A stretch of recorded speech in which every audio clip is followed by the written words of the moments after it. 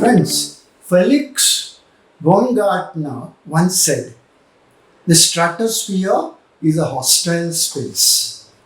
He is an Austrian skydiver, daredevil, and base jumper.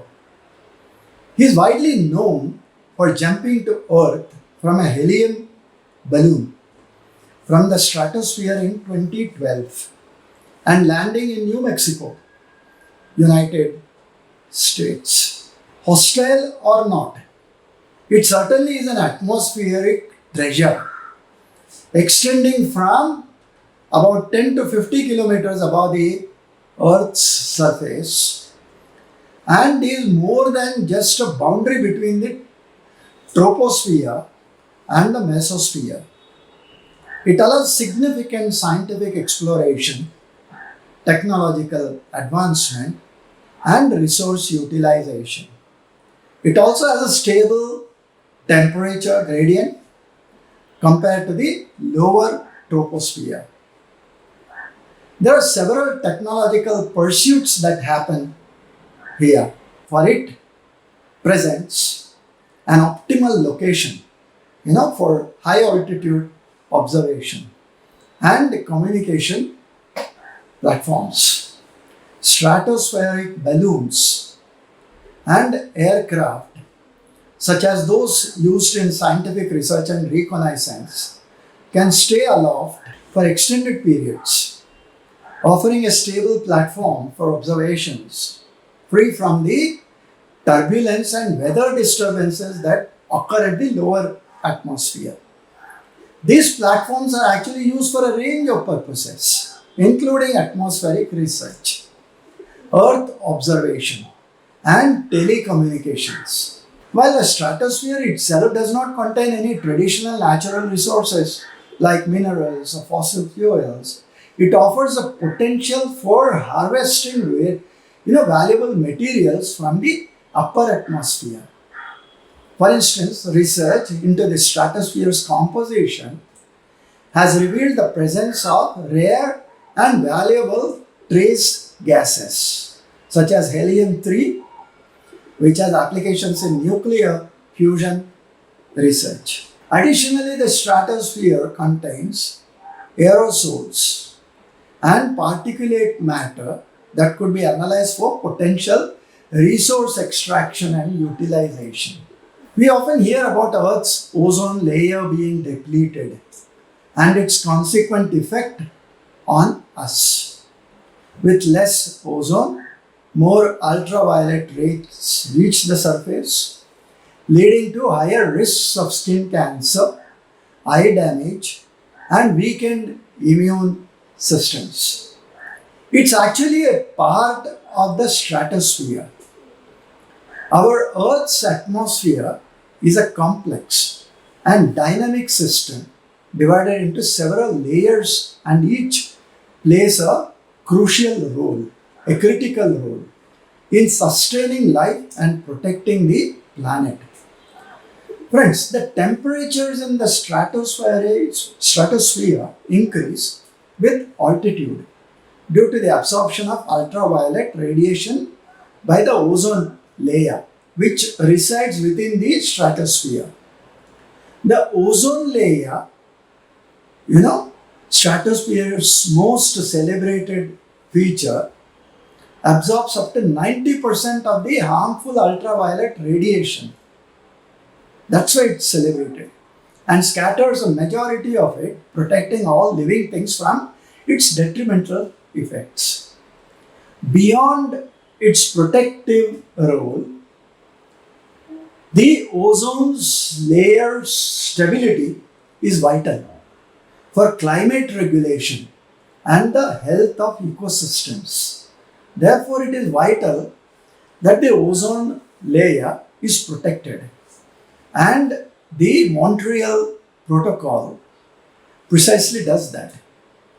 It aims to phase out substances that deplete ozone. So, what is ozone depletion? It is a thinning of the layer caused by the release of certain chemicals from the earth, like chlorofluorocarbons carbons, CFCs, and halogens, primarily by the refrigerants that we use. When CFCs are released into the atmosphere, they eventually reach the stratosphere, and where the ultraviolet radiation breaks them down, releasing chlorine atoms, which then react with the ozone molecules, converting them into oxygen, resulting in net loss of ozone. Unfortunately, one chlorine atom can destroy thousands of ozone molecules before it is removed from the atmosphere. Besides higher ultraviolet levels, it affects climate change as well. And clearly, the Montreal Protocol, though instrumental in reducing the use of harmful substances and promoting recovery, it must become more active.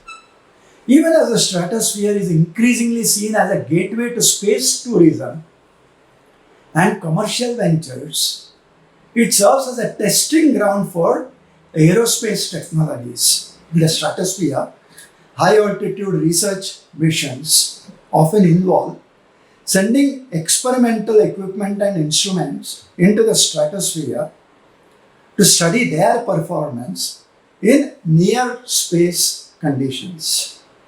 This research contributes to the development of new technologies for space exploration, satellite deployment, and advanced materials.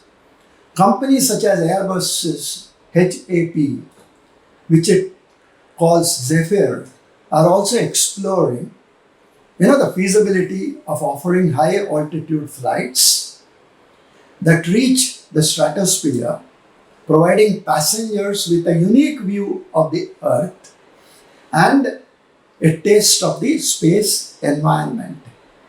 The burgeoning industry has the potential to open up new economic opportunities and contribute to advancements in space technology.